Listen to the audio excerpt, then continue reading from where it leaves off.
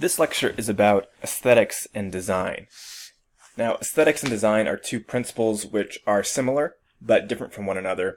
Design seems to be, on the one hand, more knowable, more definable, while on the other hand, we think of aesthetics as interacting with the viewer in a way that is beyond complete definition, even while we can have some ideas and some methods for approaching it. So, you should be able to see a painting by Lionel Fininger called Harbor at Nepperman. And to me, the best way to talk to you about design and aesthetics is to show you some examples. So that explains the reason for the screencast in this lecture. Just look at this painting and think about what you notice. What images do you see? How is it designed? You should be able to recognize some images. You should be able to see a ship, or maybe two ships, maybe even three ships. You should see some buildings with definite roofs. Maybe you see some people near the bottom. Maybe you see a sun. Maybe you see a moon. You should see a lot of colors. You should see that it's designed in a fragmented way, that images are broken and distorted. And to me, this piece has a strong aesthetic appeal. It delights me, it engages me, it makes me think. It doesn't quite give me all the answers. It reminds me that life isn't what we see. It's fragmented, it's different, that there are all these perspectives and they come together, and it's not always clear. This painting to me is also beautiful. Maybe it isn't to you. Maybe it's ugly to you. That's something else that relates to aesthetics. What do you think it is? Your opinion is correct as viewer. And we can have different opinions, and of course we can explain why and try to make arguments. But there are definite differences. I want to jump to a very different style of aesthetics, and this one we might think of in terms of design even more than aesthetics. And I know it's a little small, but here's the movie picture of Jaws, right? And you should see the design of it, but also the aesthetics.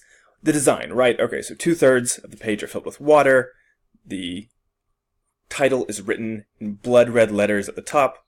There's an oblivious person. We have a side view of them, almost as though they have no idea what's going on. And then Jaws takes up 2/3 of the picture, or at least half of the picture. Jaws is seen pointing like an arrow towards the unaware swimmer. And so there's clear design to it, right? We look with our eyes based on that arrow, based on what takes up the most space, what is written in bright colors to make it stand out. And we also notice that some things are not meant to be noticed as much, right? So the swimmer is not meant to be noticed immediately. The swimmer is the thing that is diminished. Jaws is enhanced. And so as this design imitates the plot, we have a clear knowledge of what is going on. So there's a clear translation of meaning here.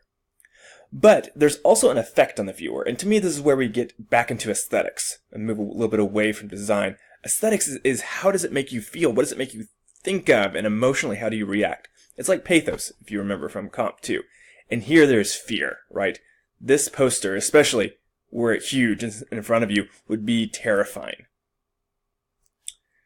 Let me show you a couple other works of art that to me have aesthetic appeal.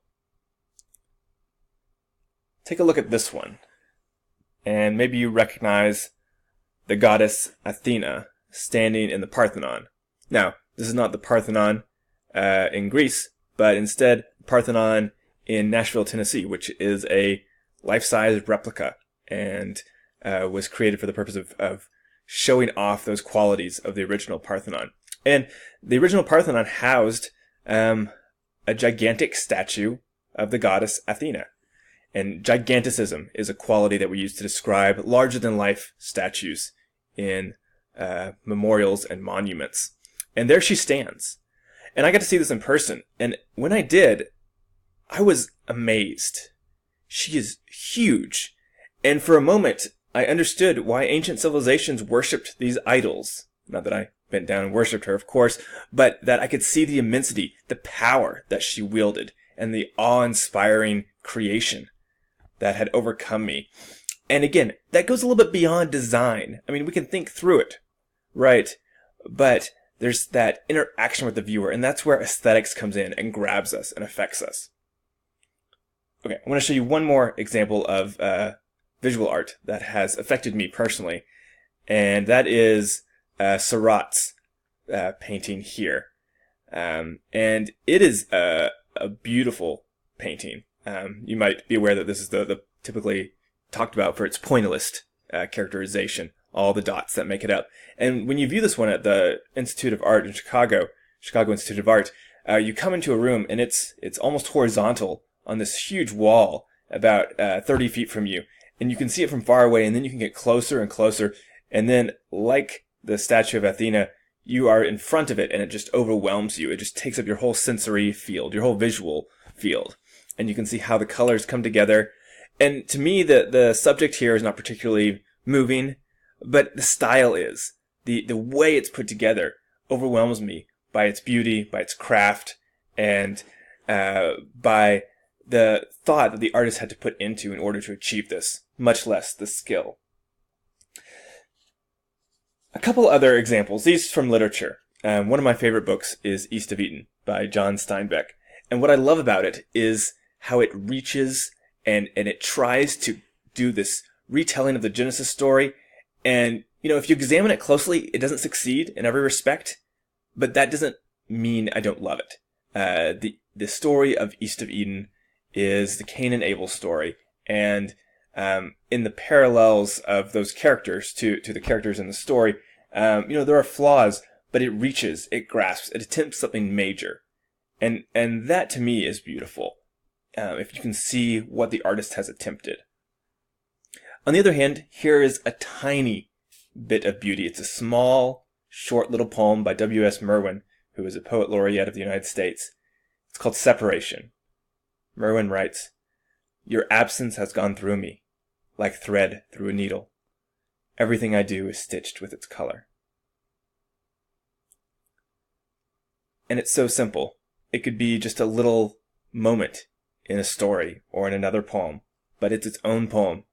And the idea of absence being compared to a thread through a needle, to me, just says that concept exactly right, that sentiment, just like I would want it to be said. So design has the ability to create an effect on the viewer, especially if you think about design as aesthetics. And that's really my point here, is that the principles of design, which maybe you're familiar with, come together in a way that affects the viewer, but it should affect the viewer in a way that grabs at their emotions, that makes them want to do something or think about something or care about something or be afraid of something. So think about the power of design and think about it as art.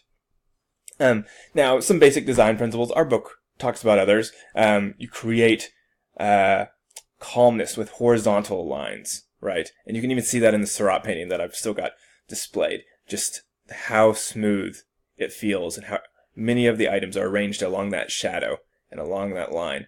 On the other hand, vertical lines, I think about the statue of Athena and the columns, they create structure, organization, security. You can feel her power, right? The two sets of columns on top of each other. And the way she is standing straight, the drapes of her robe are in these straight lines. Everything is vertical. Everything is positioned to create security and foundation. And then we can think about diagonal lines, right, as breaking that harmony. And here, of course, we have that vertical coming right at, but the arrow, the way the arrow is built with diagonals, something is unsettled, something is not right. Those diagonals break the expectations that we have of horizontal calmness and vertical structure. And now you see design all over the place. And of course, you're going to be designing in your own situation. So I wanted to show us some design that is close to home, and pun intended. So here's OC's website, the homepage, and we might think about design here, right? And so here we have a scientist and a student, a professor and student together, both wearing white lab coats, both looking at something, gaining knowledge, looking at this book, holding the book and the pen, working together, collaborating, that education is happening here. And you can skim through the rest of the design on this page, right? You can see how we have the filters and expressions of OC's power, its symbolic power represented through the clock tower, professors who care, community of faith, opportunities to serve. 3 things, simple, they're divided up clearly. They have a parallelism if we think about CARP principles that you looked at earlier in the semester. The style of the headings is the same, the style of the subheadings is the same, and even begins with the same word. Make connections, make friends, make a difference. All that parallelism creates a gentle design. It creates continuity. It makes the viewer feel like things are under control. Earn your degree at a Christ-centered university stands out. And then you have immediate access to exploring the majors, visit campus, request info. That's when someone can take action if they haven't yet been overwhelmed by the effective design here. And then you can see the other images, right? People are important. People need to be in images. We care about people. And you can see these happy people. You can see the gravity represented by the servicemen. You can see the calmness represented by the OC trail. So design is everywhere. And this design did not come about by accident. In fact, it's a very effective design because if you look at these key S words, scholar, seeker, servant, they represent different audiences who are being catered to by the design on this webpage. They all begin with S, of course, too. The scholar, so of course the education, the university is about teaching knowledge, about creating scholars. The servant, right, it's Christian. And then the seeker. The seeker is a wonderful word choice here because it can mean a lot of different things. You might think truth seeker, someone's trying to seek their major, their career, seek God, seek wife or a husband maybe. So people can read themselves into these expressions. And then OC is home. In all those, it's under control. It's at home. The vertical and the horizontal come together and backgrounded by this image creates a strong effect, especially if you think about all the potential audiences for this web page. Not just prospective students, but prospective students' parents, but alumni who haven't been here in a while and are being asked to give money, current students, faculty, community people, people in the community. Everyone is relevant here and is being appealed to in different ways. So, think about art and aesthetics. And what is aesthetics to you? Maybe it's not the kind of stuff I showed you, but maybe you do have a place where you're inspired. Maybe it's code. You write code and you find it beautiful. Maybe you've created a website or you've visited certain websites that you find aesthetically beautiful. Maybe you love certain video games. I'm reading Ready Player One right now. I'm just blown away by the beauty of the creations in Klein's novel.